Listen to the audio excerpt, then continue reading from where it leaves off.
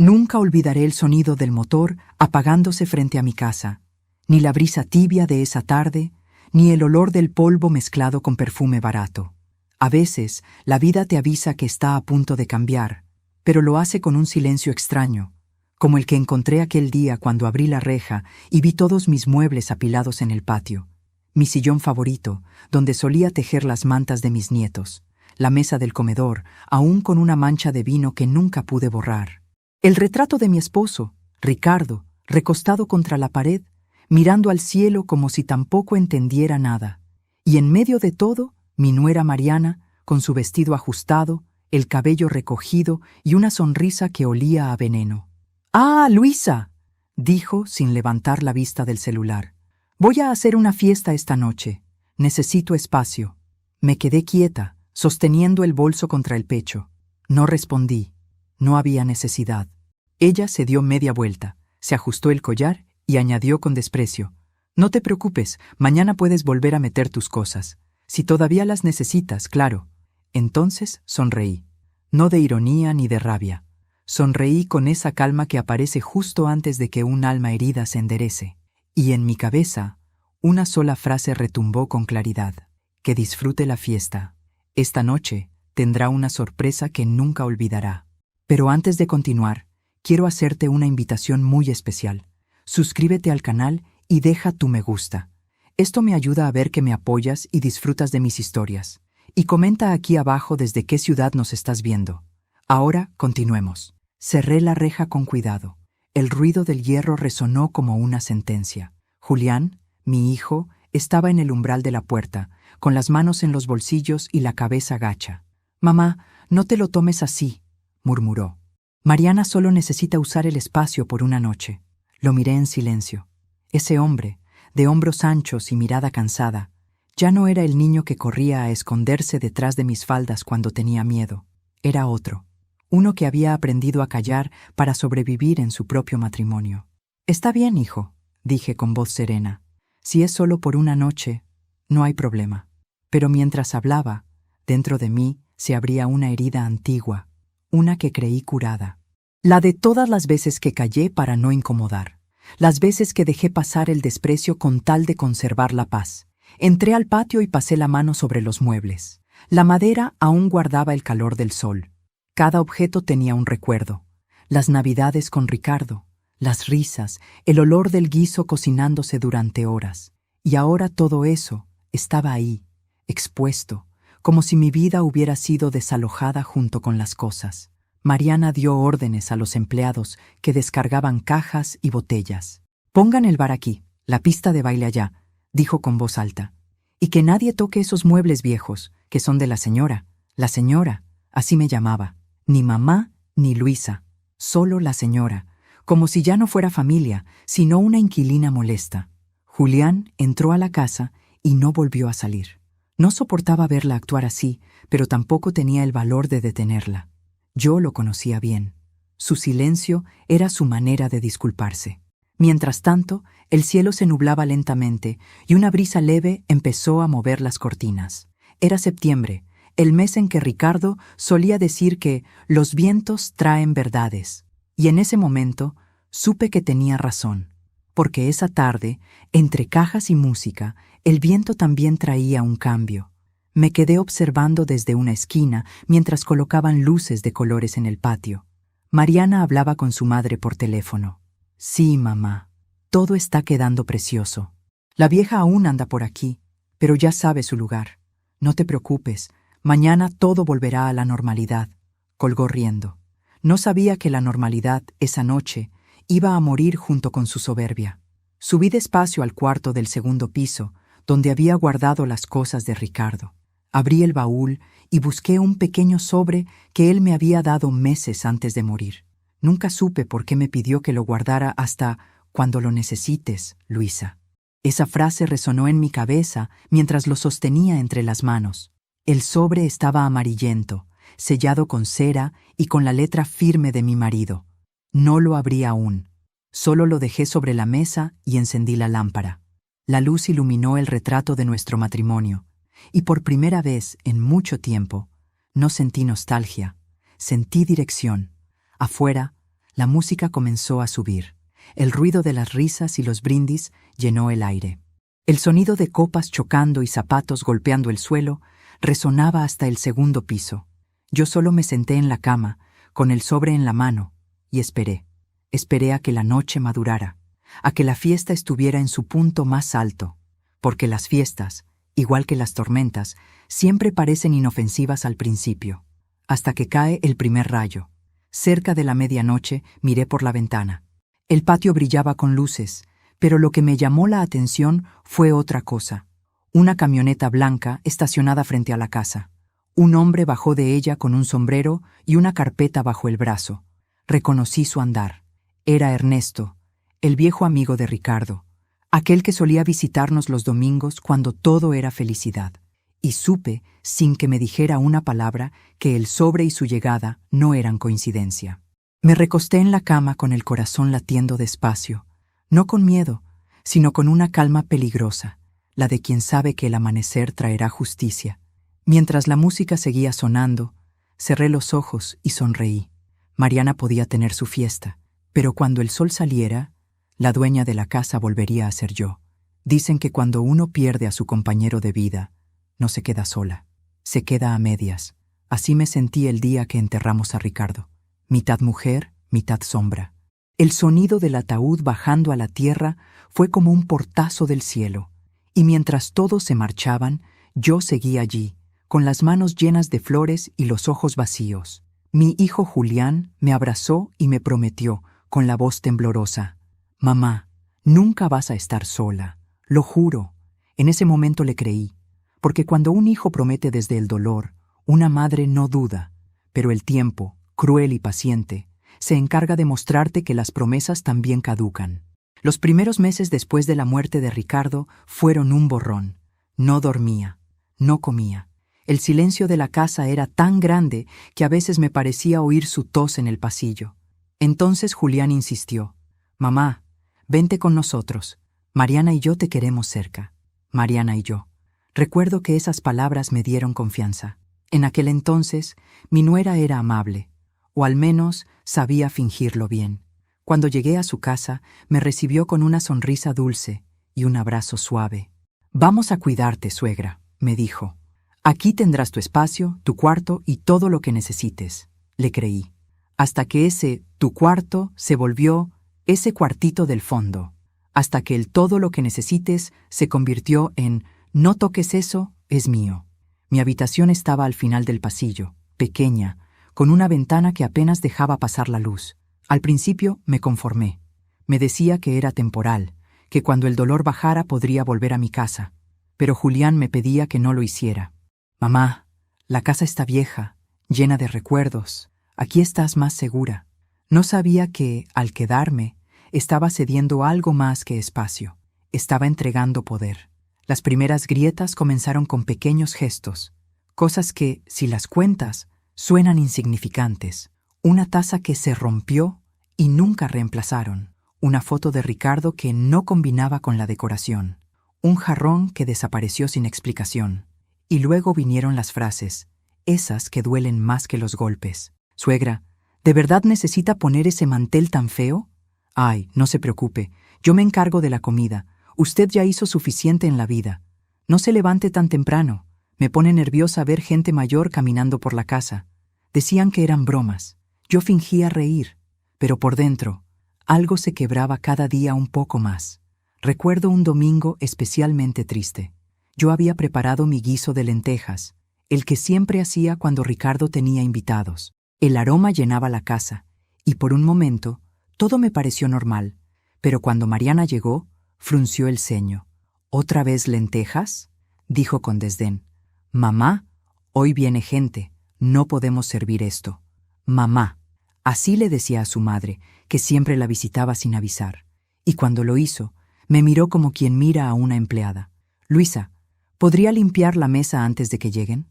Esa vez, Julián no dijo nada. Solo se sirvió un vaso de vino y subió las escaleras. Fue entonces cuando entendí algo que nadie te enseña, que a veces no pierdes a un hijo cuando mueres, sino cuando él olvida quién lo crió. Las semanas siguientes fueron una rutina muda. Yo lavaba, cocinaba, cuidaba a los nietos, y Mariana se encargaba de recordarme mi lugar. Cuando llegaban visitas, siempre decía lo mismo. Esa es Luisa, la mamá de Julián. Vive con nosotros porque, bueno, no tiene a dónde ir. No porque me quisiera cerca, no porque me necesitara, sino por lástima. Una noche, al escucharla hablar así, subí a mi cuarto, cerré la puerta y abracé la foto de Ricardo. Le susurré al marco. Me prometiste que no me dejarías sola, ¿verdad? Pues cumple tu palabra, donde quiera que estés. Y aunque nadie lo crea, aquella noche lo sentí. Una brisa leve movió las cortinas y la lámpara titiló 3 veces. No me asusté. Supe que me había escuchado. Al día siguiente, recibí una carta del banco. Era sobre una propiedad a nombre de Ricardo que nunca había visto. Fui al despacho, pero me dijeron que los papeles estaban incompletos. Solo recordaban a un tal Ernesto López, que solía acompañarlo en los trámites. Ese nombre se quedó guardado en mi memoria, aunque no le di importancia. Hasta que años después, aquella misma camioneta blanca se estacionó frente a mi casa, y el pasado vino a tocarme la puerta. Ahora, al recordar todo, entiendo que las humillaciones no comenzaron el día que Mariana apiló mis muebles en el patio. Comenzaron mucho antes, cuando yo empecé a aceptar el silencio como refugio, cuando elegí callar para mantener la paz, sin darme cuenta de que hay silencios que no curan, sino pudren. Esa tarde, después de tantos años de soportar, me juré que nunca más volvería a bajar la cabeza, y mientras el viento golpeaba la ventana, supe que el alma de Ricardo había vuelto para ayudarme a hacerlo. La música seguía sonando en el patio, alta, vulgar, como si quisieran tapar con ruido el vacío que había dentro de aquella casa. Mariana reía a carcajadas, rodeada de sus amigos. Luces de colores iluminaban el rostro de todos, menos el mío. Yo observaba desde la ventana del segundo piso, en silencio, mientras la sombra de un plan comenzaba a tomar forma. Fue entonces cuando la vi. La camioneta blanca apareció despacio, deteniéndose frente al portón, con las luces encendidas. El conductor no bajó enseguida. Apoyó los brazos sobre el volante, como si dudara. Después abrió la puerta y descendió. Su caminar era lento, seguro, y aunque habían pasado casi 15 años desde la última vez que lo vi, lo reconocí al instante. Ernesto López, el mejor amigo de Ricardo, el hombre que estuvo con nosotros el día que compramos esta casa, el único que, durante el entierro, me dio la mano sin decir una palabra. Mi corazón comenzó a latir con fuerza. No era coincidencia. Ernesto nunca hacía visitas sin motivo. Bajé las escaleras con cautela. Afuera, la música del patio seguía retumbando, y Mariana daba órdenes a los empleados como si fuera una reina en su propio palacio. Pero la verdadera dueña era yo, aunque ellos lo hubieran olvidado. Toqué el timbre del portón antes de abrir, y Ernesto levantó la mirada. Cuando nuestros ojos se cruzaron, vi en los suyos una mezcla de alivio y tristeza. «Doña Luisa», dijo, quitándose el sombrero. «Ernesto», susurré. «¿Qué haces aquí después de tantos años?» Me extendió un sobre cerrado, el mismo tipo de sobre que yo había encontrado horas antes, guardado por Ricardo, el mismo sello de cera, la misma letra firme. Ricardo me pidió que se lo entregara si alguna vez... Se detuvo un instante, bajando la mirada. «Si alguna vez usted era echada de su propia casa». Por un momento, el aire se me escapó del pecho. Tuve que apoyarme en la pared para no caer. «¿Cómo dijiste?» «Él lo sabía, Luisa», continuó Ernesto con voz baja. «Sabía que algún día su hijo se dejaría manipular, que esa mujer intentaría quedarse con todo, y me pidió que esperara, que no interviniera hasta que usted lo necesitara». Abrí el portón y lo invité a entrar. La música del patio era tan fuerte que nadie notó su llegada. Nos sentamos en la pequeña banca del jardín delantero, donde Ricardo solía leer el periódico cada mañana. Ernesto colocó el sobre mis manos. Estaba frío, pesado, como si contuviera más que papel. «No lo abra todavía», me dijo. «¿Por qué?»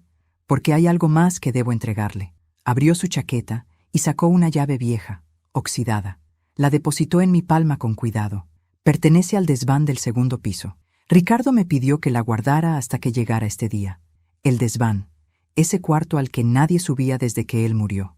Mariana decía que estaba lleno de polvo y trastos viejos, pero Ricardo solía encerrarse ahí por horas antes de su enfermedad, como si guardara un secreto entre esas paredes. «¿Qué hay allí, Ernesto?», pregunté. Él suspiró, la respuesta a todo, y la prueba de que esta casa siempre fue suya.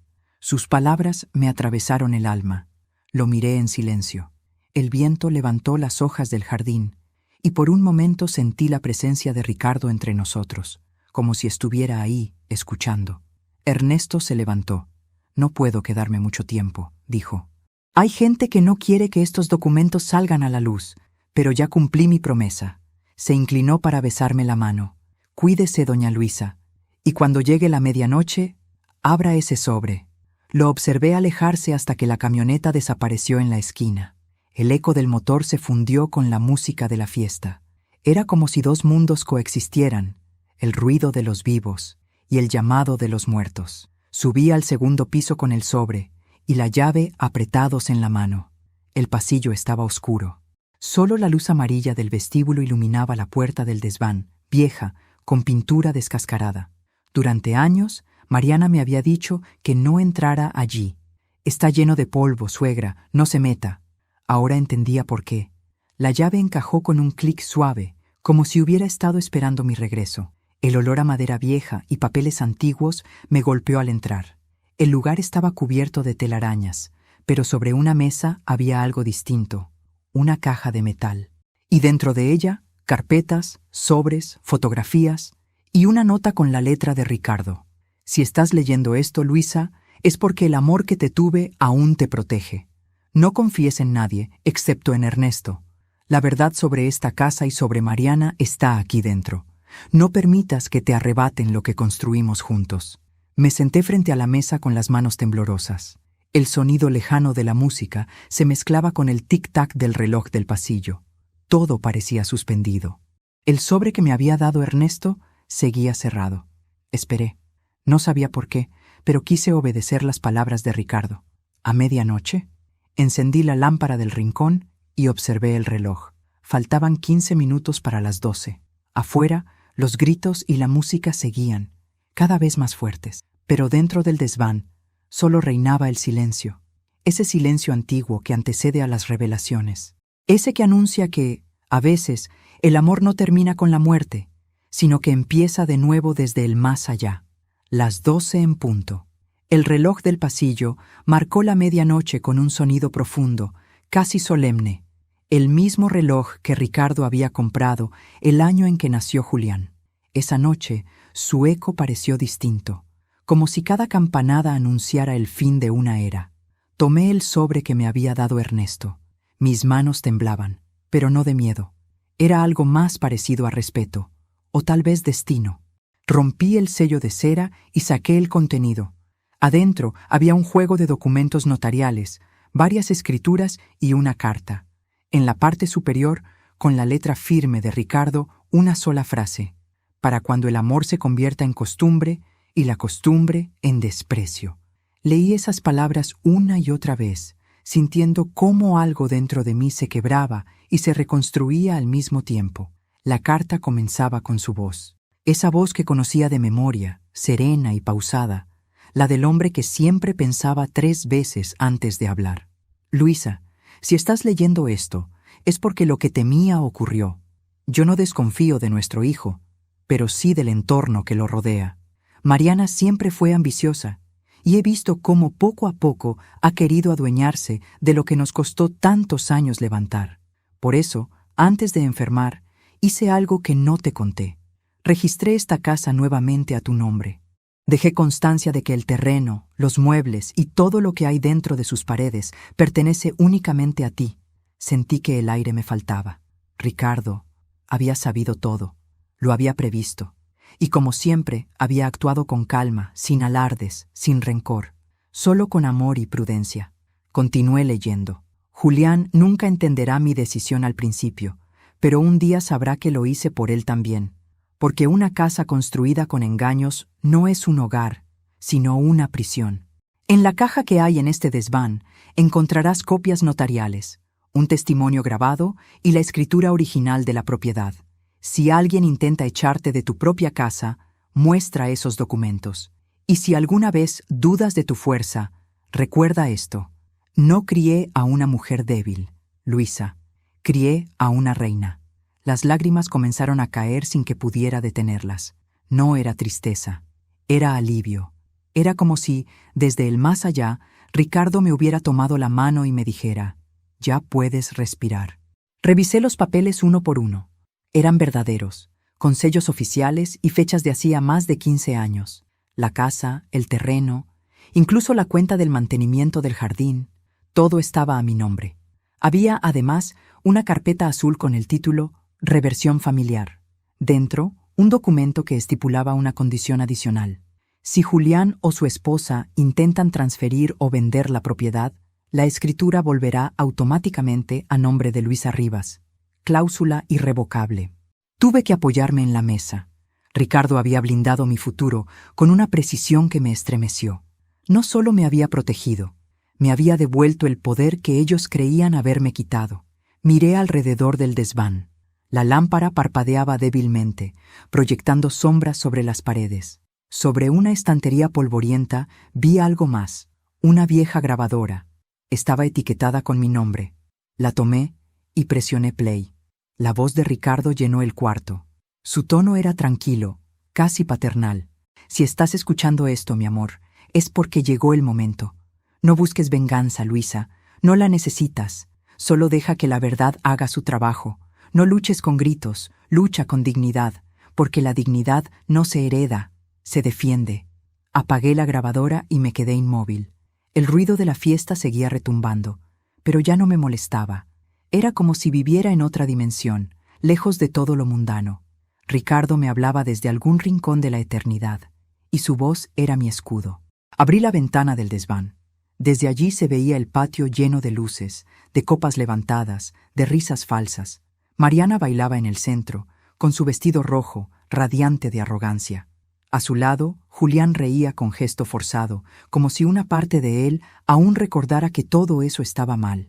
Por primera vez en años no sentí rencor, sentí poder, un poder sereno, limpio, legítimo, el poder que da la verdad.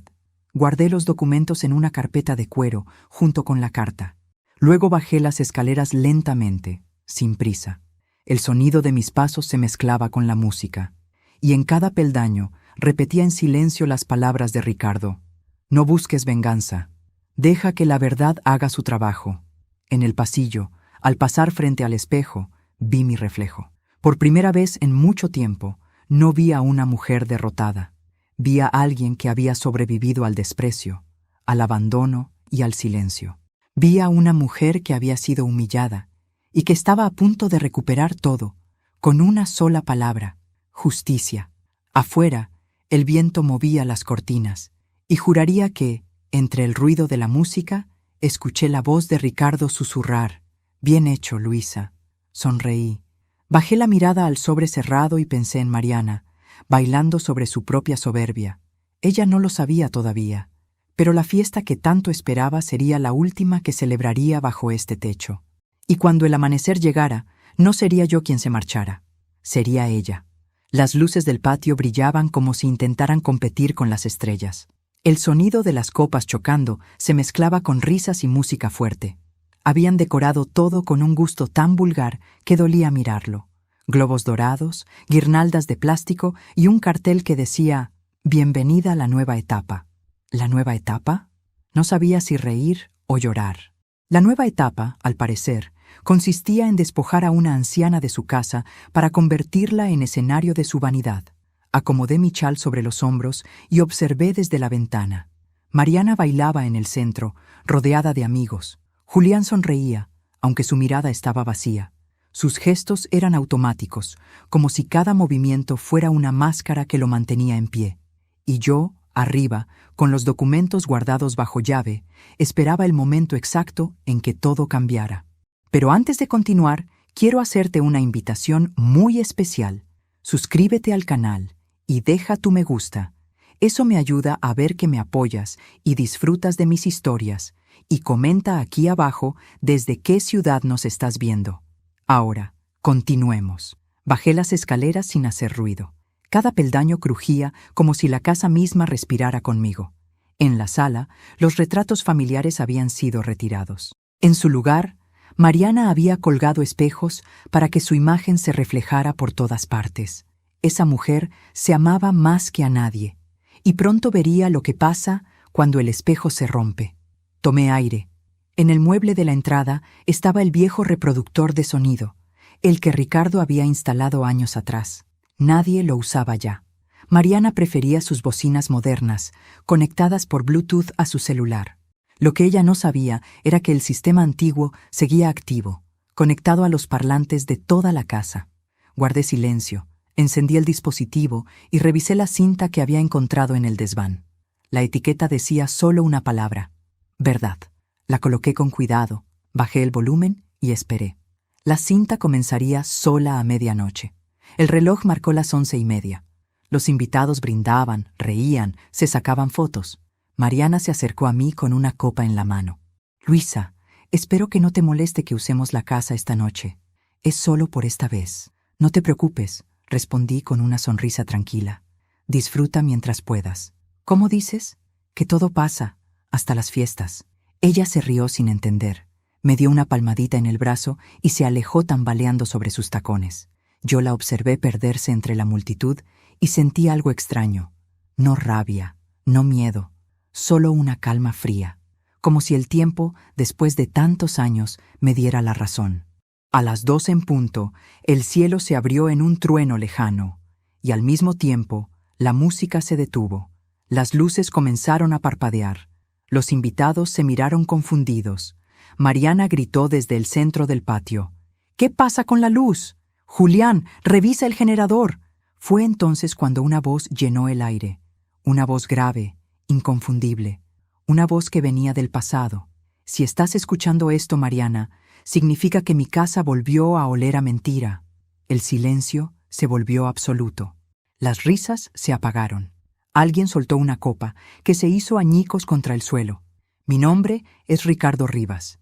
Esta casa fue construida con amor, con años de sacrificio, y pertenece a quien la sostuvo en pie cuando todos se fueron. A mi esposa, Luisa». Mariana palideció. Intentó correr hacia el equipo de sonido, pero todos los parlantes comenzaron a resonar al mismo tiempo. La voz de Ricardo se multiplicó, envolviendo cada rincón del patio, cada pared, cada ventana. A quienes creyeron que podían robar lo que no les pertenece, solo puedo decirles esto: la verdad tarda, pero llega. Los invitados se miraban entre sí, murmurando. Algunos grababan con sus teléfonos. Mariana gritó: «¡Apaguen eso! Es un montaje, es una locura». Pero nadie se movió, ni siquiera Julián. Yo estaba de pie junto a la puerta, observando. No necesitaba decir nada. La casa hablaba por mí.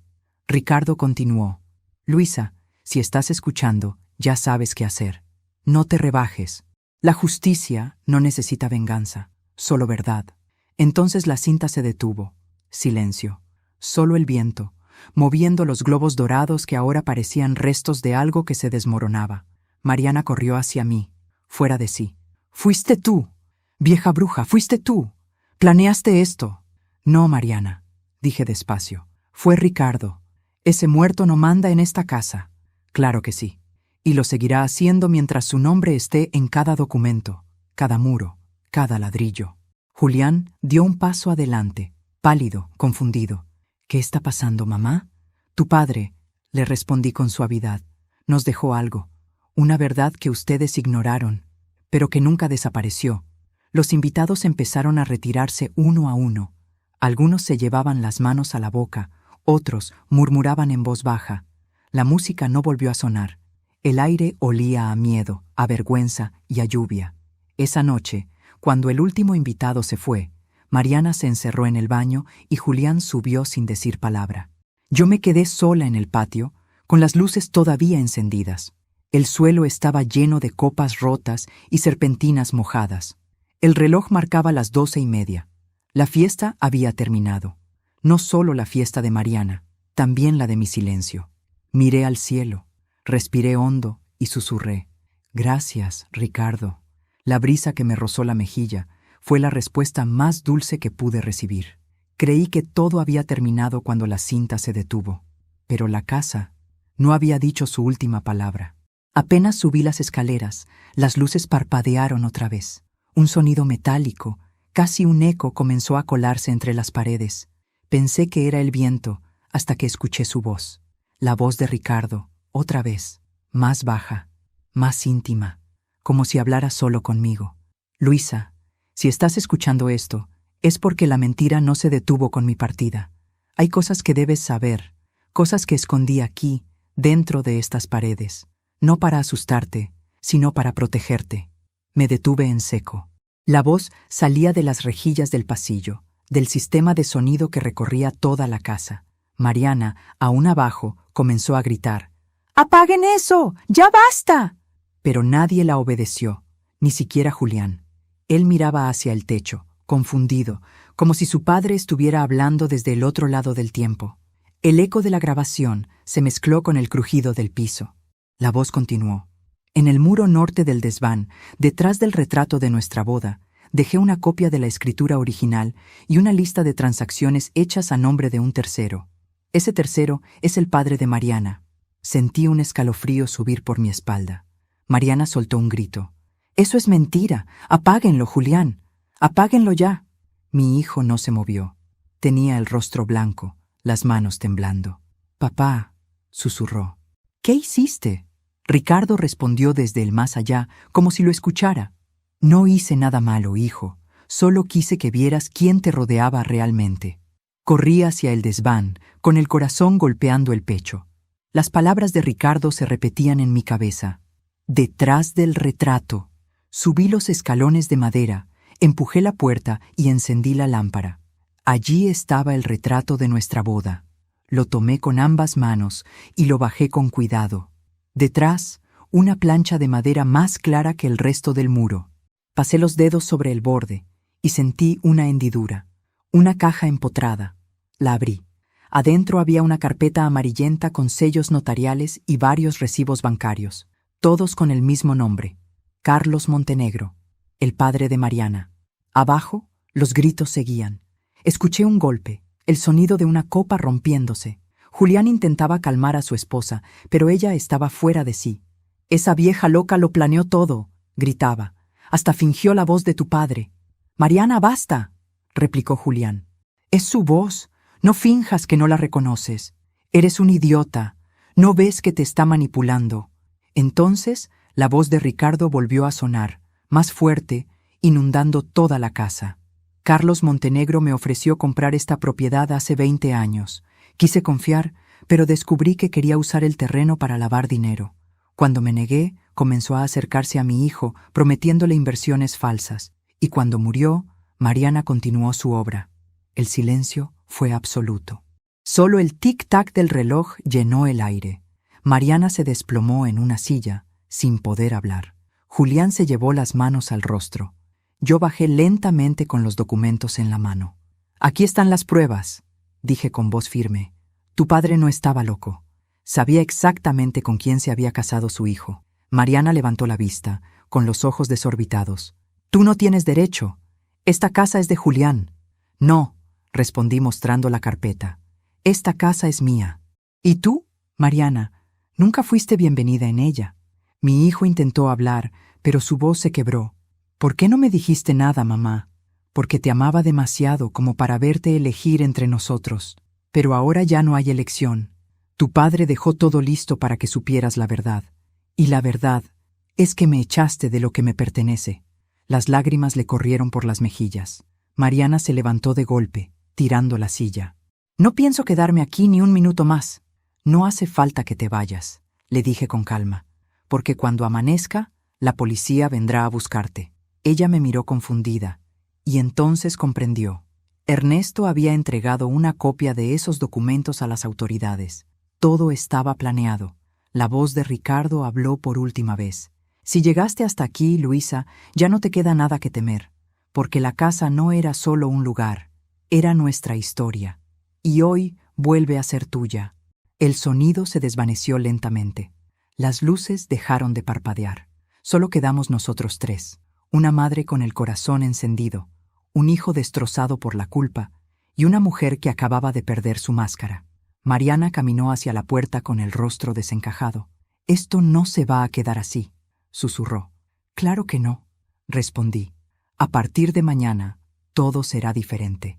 El amanecer se filtró por las ventanas, tiñendo de dorado los muebles que habían sido arrojados al patio días atrás. Volví a mirar hacia arriba, hacia el desván, y murmuré: «Descansa, Ricardo.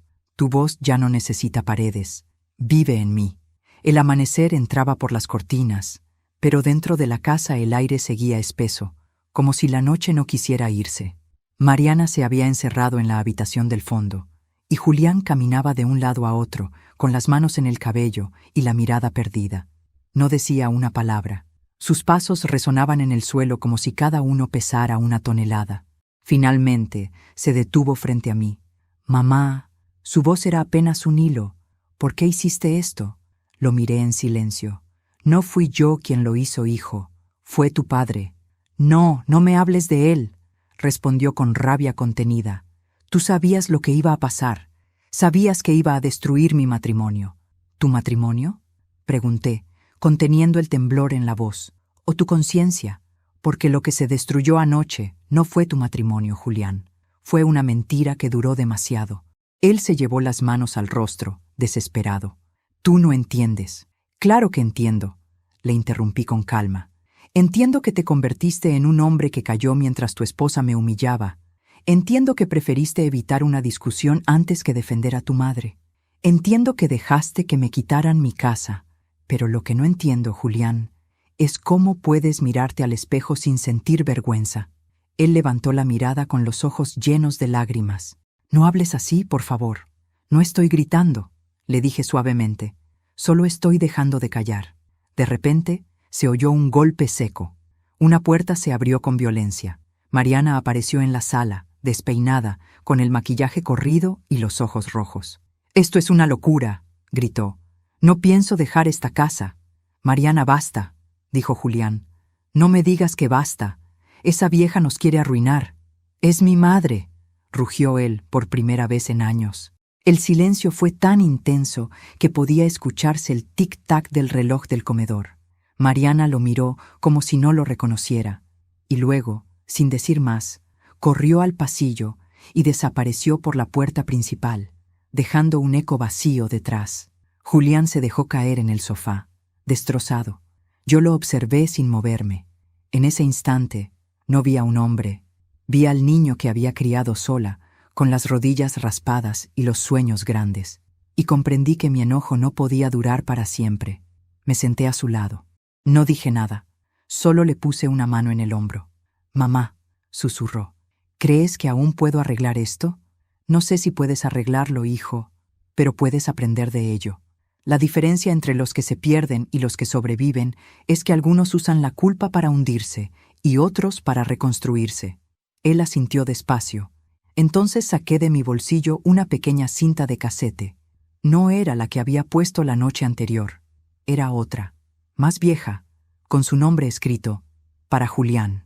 «Tu padre la dejó para ti», le dije.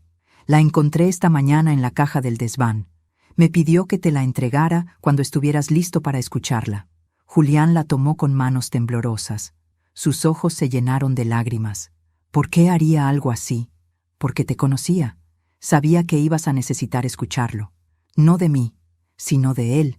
Colocamos la cinta en el reproductor. El sonido era débil, pero la voz de Ricardo se escuchó clara, profunda. «Hijo, si estás escuchando esto, es porque me superaste en edad. Eso significa que ya sabes lo difícil que es ser hombre, y que ya entendiste que no siempre se puede proteger a todos. No te juzgo, Julián. Todos fallamos, incluso yo. Pero hay algo que debes aprender antes de que sea demasiado tarde. Cuando permites que el amor se mezcle con la cobardía, terminas perdiendo ambos». Julián cerró los ojos y empezó a llorar.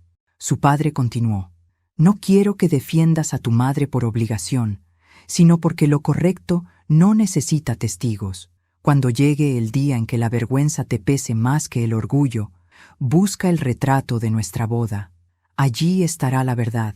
Y si ya la encontraste, entonces haz algo con ella». Cuando la cinta terminó, el silencio fue insoportable. Julián apretó los puños y murmuró: «No merezco perdón». Yo respiré hondo. «No, hijo, No lo mereces, pero te lo doy igual, porque los hijos no se perdonan con palabras, se perdonan con tiempo. Él se arrodilló a mi lado y apoyó la frente en mis rodillas, igual que cuando era niño. Papá tenía razón, dijo. Confundí el amor con miedo. Pensé que quedarme callado era cuidar la paz, y solo conseguí destruirla. Le acaricié el cabello con ternura. Ricardo te dejó las herramientas, Julián. Ahora usa tus manos para reparar lo que rompiste. La luz del amanecer ya llenaba la sala. Los rayos del sol iluminaban las copas rotas del patio y los globos caídos. Todo parecía distinto, más liviano, más limpio. Julián se levantó y miró alrededor. ¿Qué vas a hacer ahora, mamá? Nada que no haya hecho ya. El trabajo está hecho. Tu padre se encargó del resto.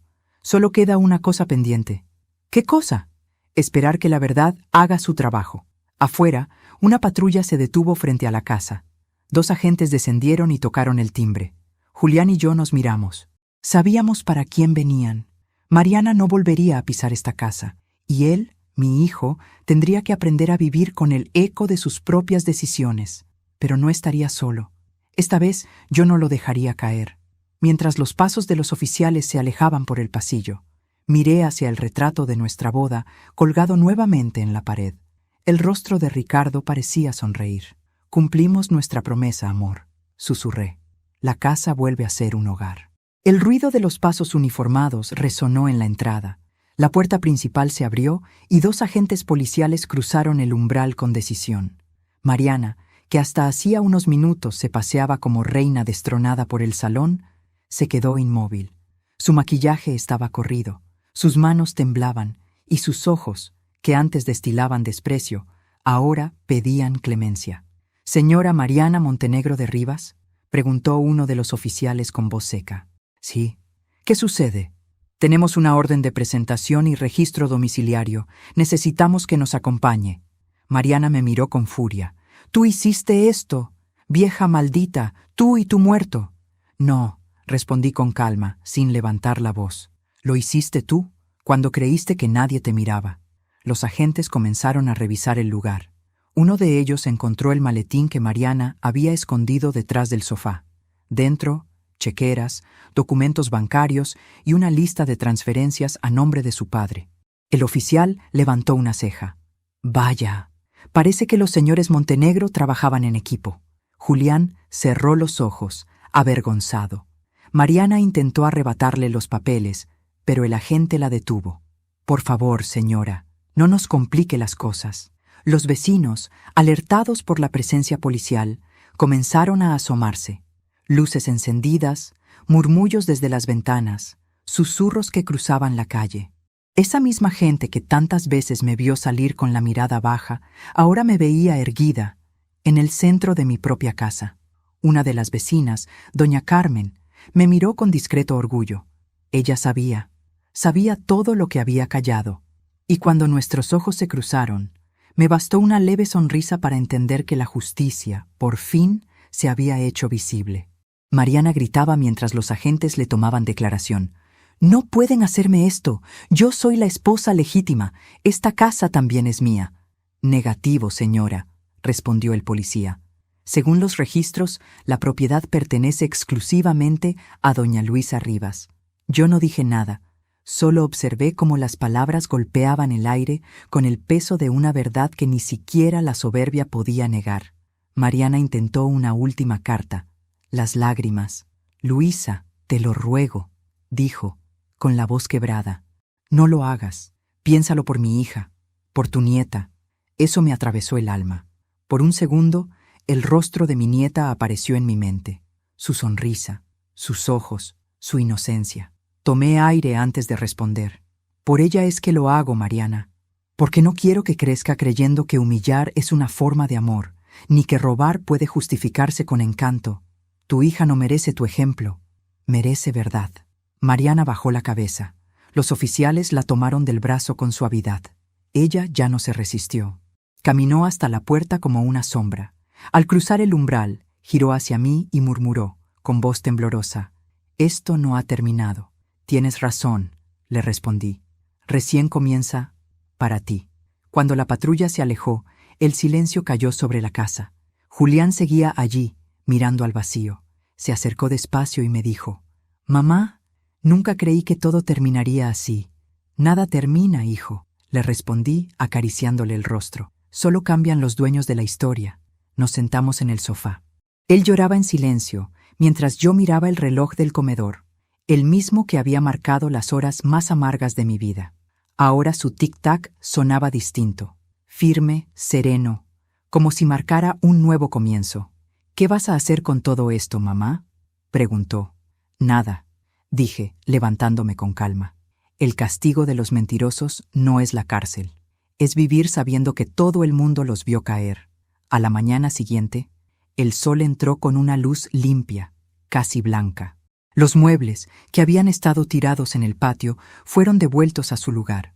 Las paredes parecían más claras, como si la casa hubiera respirado por fin. Doña Carmen vino a verme con una bandeja de pan. «Siempre supe que usted no se quedaría callada, Luisa», me dijo. «A veces, Carmen, callar también es una forma de preparar la voz». Pasamos un rato en silencio, tomando café mientras los obreros cerraban el portón. Ya no había risas falsas, ni perfumes caros, ni espejos vacíos. Solo el sonido del viento y el olor a limpieza, a justicia. Por la tarde, mientras Julián dormía, abrí la puerta del desván. Subí despacio, como quien visita un templo. El retrato de Ricardo seguía colgado en el mismo lugar, pero esta vez su sonrisa parecía más viva. «Lo hicimos, amor», susurré. No con rabia, sino con verdad. Saqué la carta que me había dejado y la guardé junto al marco del retrato. El viento entró por la ventana y movió ligeramente la tela, como si alguien invisible me agradeciera. Por primera vez en muchos años, no sentí el peso de la soledad. Sentí compañía, sentí paz. Esa noche, mientras apagaba las luces del salón, escuché a lo lejos a los vecinos conversando. Decían mi nombre con respeto, y pensé en todas las mujeres que, como yo, habían sido apartadas de sus propias casas, de sus decisiones, de su valor. Sonreí, porque si mi historia servía para que una sola de ellas se levantara, entonces todo el dolor había valido la pena. Me asomé a la ventana, miré al cielo y dije en voz baja: «Ricardo, la farsa terminó». Y esta vez, el silencio fue la respuesta más hermosa. La casa amaneció en silencio. No el silencio pesado de antes, ese que dolía como un castigo, sino uno nuevo, limpio, casi dulce. Por primera vez en años, el aire olía a hogar, a café recién hecho, a madera vieja y a esperanza. Julián dormía en el sofá, exhausto. Tenía la cabeza apoyada sobre un cojín y una manta cubriéndole los hombros. Lo miré un momento en silencio. Aquel rostro, que tantas veces me dio orgullo y luego tristeza, ahora me inspiraba algo distinto: compasión. El hijo que me había fallado, el hombre que había callado mientras yo era humillada, era el mismo niño que de pequeño se dormía en mis brazos cuando tenía miedo a las tormentas. Y ahora, otra tormenta, más cruel que las del cielo, acababa de pasar por su vida. Preparé 2 tazas de café. Cuando el aroma llenó la habitación, él despertó. Se frotó los ojos, desorientado, hasta que me vio frente a él. «¿Qué hora es?», preguntó con voz ronca. «Temprano. Aún no ha salido el sol del todo». Le ofrecí la taza. Él la tomó con las manos temblorosas. Ninguno de los dos habló por un buen rato. Solo se escuchaba el tic-tac del reloj del comedor y el canto tímido de los pájaros afuera. Finalmente, fue él quien rompió el silencio. «No sé por dónde empezar, mamá». «Empieza por decir la verdad», respondí. «Siempre es un buen punto de partida». Bajó la mirada. «Fui un cobarde». «Sí», le dije sin suavizar la palabra. «Lo fuiste. Pero eso no significa que debas quedarte siendo uno». Julián me miró con los ojos llenos de lágrimas. Yo creí que callando protegía la paz, que dejar pasar era amar. «Eso no es amor, hijo», respondí. «Eso es miedo. El amor verdadero no se calla, se enfrenta. Y si duele, es porque vale la pena». Tomó aire y continuó. «Mariana me manipuló, lo sé, pero yo también lo permití. Tenía miedo de perderla, de quedarme solo. Y en ese miedo me perdiste a mí», dije suavemente. Él apretó la taza con fuerza. «¿Podrás perdonarme algún día?». Lo miré largo rato. Vi al hombre que era, al niño que fue y al padre que podía llegar a ser, y comprendí que guardar rencor sería traicionar la enseñanza de Ricardo. Ya te perdoné, Julián. ¿Cuándo? El día que tu padre murió, porque supe que te tocaría vivir para entender el precio de tus decisiones. Y ahora que lo entiendes, el perdón ya no es mío, es tuyo. Nos quedamos en silencio, observando cómo los primeros rayos de sol se filtraban por la ventana. Él bebió un sorbo de café, respiró hondo y me dijo: «Voy a reparar todo, mamá. Voy a vender el auto, pagar las deudas y poner el negocio que tú quieras». «No, hijo, no necesito dinero. Necesito algo más valioso, que aprendas a vivir con dignidad». Me sonrió con tristeza. «Lo haré. Entonces Ricardo estará orgulloso», respondí, mirando hacia la foto en la pared. Julián se levantó y fue hasta el retrato. Pasó los dedos por el marco, como si acariciara el rostro de su padre. «¿Sabes qué me duele más?», preguntó. «¿Qué?». «Que papá lo supiera todo, y aún así creyera en mí. Eso es lo que hace un buen padre», le dije. «Te da confianza incluso cuando no la mereces, para que un día aprendas a merecerla de verdad». Se giró hacia mí, con los ojos rojos. «¿Y qué vas a hacer tú ahora?». «Seguir viviendo». «¿Aquí?». «Sí, esta casa es mi raíz, y también es tu herencia, pero no la material. Tu herencia es la verdad que hoy aprendiste, Julián. No la pierdas otra vez». Salimos al jardín. El sol ya brillaba sobre el pasto húmedo. Las flores que Ricardo plantó años atrás estaban abiertas, como si hubieran estado esperando este día. Julián se detuvo a mirarlas y sonrió. «¿Recuerdas cuando me hacía podarlas y yo me quejaba?». «Sí», reí suavemente. «Siempre decías que te picaban las manos. Ahora entiendo por qué lo hacía». «¿Por qué?». «Porque quería enseñarme que todo lo que florece duele antes de crecer». Me quedé en silencio. A veces, los hijos tardan una vida en entender las lecciones de sus padres, pero cuando lo hacen, ya nada vuelve a ser igual. Volvimos a la casa. Antes de entrar, Julián se detuvo en la puerta. «Mamá, quiero pedirte algo». «Dime». «Déjame quedarme contigo una temporada. Quiero ayudarte a reconstruir este lugar». «Está bien», le dije sonriendo, «pero con una condición». «La que sea. Que esta vez me hables cuando algo te duela. Que no vuelvas a callar». Asintió y por primera vez en años me abrazó de verdad. No ese abrazo rápido y frío de compromiso, sino uno largo, sincero, de esos que curan heridas. Y ahí, entre las ruinas de la mentira y los restos de la farsa, nació algo nuevo, la posibilidad del perdón. Mientras él subía las escaleras, miré al retrato de Ricardo una vez más. Su sonrisa seguía ahí, serena. Le susurré: «Cumplí, amor. La familia volvió a ser nuestra, y lo que no pudiste ver en vida, hoy florece frente a mí». El reloj marcó las 9, y con cada tic-tac supe que algo dentro de mí también se reconstruía. Porque a veces, la última conversación no es un adiós, es un comienzo. El sol de la tarde bañaba el patio con una luz dorada. Era extraño cómo todo se sentía distinto, aunque nada hubiera cambiado en apariencia. Las mismas paredes, los mismos muebles, la misma mesa. Y sin embargo, por dentro, la casa respiraba otra vez. Julián estaba pintando las rejas del jardín. Lo hacía con cuidado, en silencio, como quien limpia culpas con cada brochazo. Yo lo observaba desde la ventana mientras preparaba té. Por primera vez en años, sentí paz al verlo trabajar, sin gritos, sin prisas, sin mentiras. Entonces sonó el teléfono. Un número desconocido. Al principio dudé en contestar, pero algo dentro de mí me dijo que debía hacerlo. «¿Doña Luisa Rivas?», preguntó una voz masculina. «Sí, soy yo. Le habla el licenciado Fernández, del Banco Central. Tenemos pendiente una lectura final de la sucesión de su esposo, el señor Ricardo Rivas». «¿La sucesión? Pero eso se resolvió hace más de un año». «Sí, señora, pero hay un documento que fue liberado recientemente. Una cláusula confidencial que solo podía abrirse si usted seguía ocupando la propiedad al cumplir el 3er aniversario de su fallecimiento». Sentí que el corazón se me detenía. «¿Y qué dice ese documento?». «Preferiría que viniera a escucharlo personalmente. Es bastante inusual». A la mañana siguiente, Julián insistió en acompañarme. Nos sentamos frente al escritorio del licenciado Fernández, un hombre de cabello blanco y modales amables. Nos entregó una carpeta sellada con el nombre de Ricardo en tinta azul. Su esposo dejó esto bajo condición legal. Nadie, ni siquiera el banco, podía abrirlo antes de hoy. Rompí el sello con las manos temblorosas. Dentro había una carta escrita con su puño y letra y un sobre dorado más pequeño. El licenciado se levantó discretamente, dándonos privacidad. Respiré hondo y comencé a leer. Mi amada Luisa, si estás leyendo esto, significa que el tiempo cumplió su promesa. Te quedaste en pie.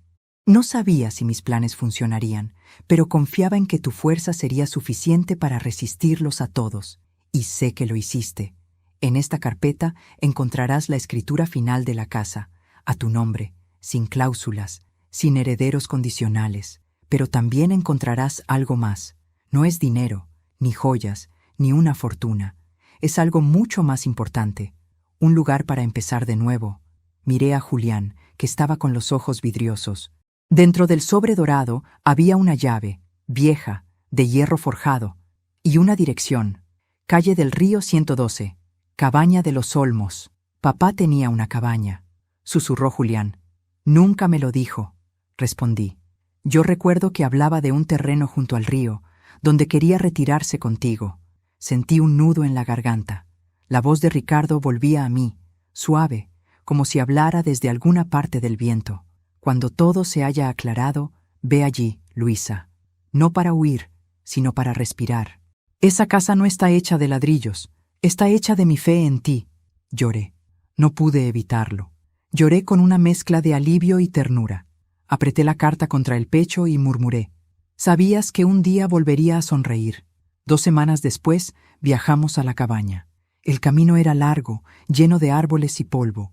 Cuando el auto se detuvo, el aire del río nos envolvió con ese olor a tierra húmeda y pino.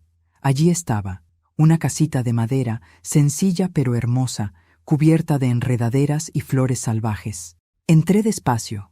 Cada rincón tenía algo de él. Una manta tejida, una foto nuestra enmarcada, una taza con mi nombre. Y sobre la mesa, una nota corta, amarillenta por el tiempo. Si algún día llegas aquí, no busques venganza. Busca paz.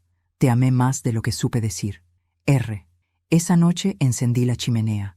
El fuego crepitaba y el reflejo iluminaba las paredes de madera. Julián dormía en la habitación contigua. Yo, en silencio, cerré los ojos y dejé que el calor me envolviera. Por primera vez en muchos años, no pensé en Mariana, ni en el dolor, ni en la humillación.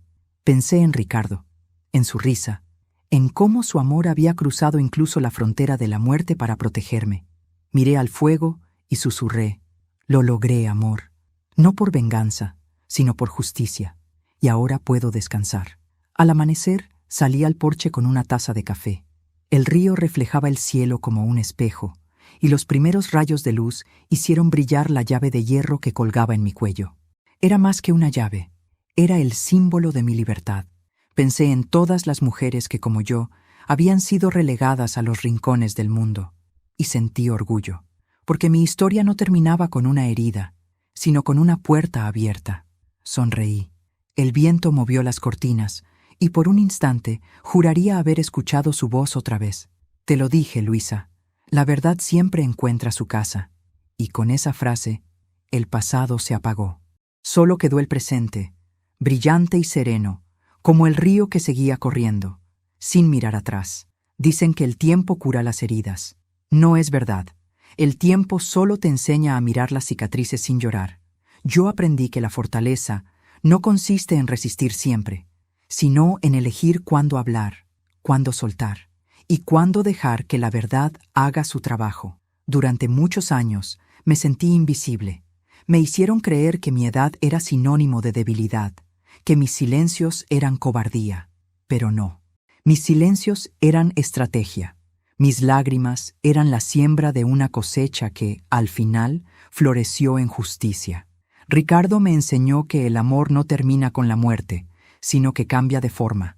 A veces se vuelve carta, a veces voz, y a veces una llave oxidada que abre la puerta hacia un nuevo comienzo. Hoy, cuando camino por la orilla del río y siento el viento en el rostro, ya no pienso en el dolor, pienso en lo afortunada que fui de tener un amor que me acompañó incluso en la ausencia. Y si tú, que me estás escuchando, estás pasando por algo parecido. Si alguien intenta arrebatarte tu valor o hacerte creer que no mereces respeto, recuerda esto: la vida siempre le devuelve la voz a quien fue silenciado con injusticia. Tarde o temprano, el eco de la verdad regresa. Pero antes de despedirme, quiero hacerte una invitación muy especial. Suscríbete al canal y deja tu me gusta, porque eso me ayuda a saber que apoyas y disfrutas de mis historias. Y por favor, comenta aquí abajo desde qué ciudad nos estás viendo. Cuéntame qué te pareció esta historia y qué habrías hecho tú en mi lugar. Soy Luisa Rivas y esta fue mi historia.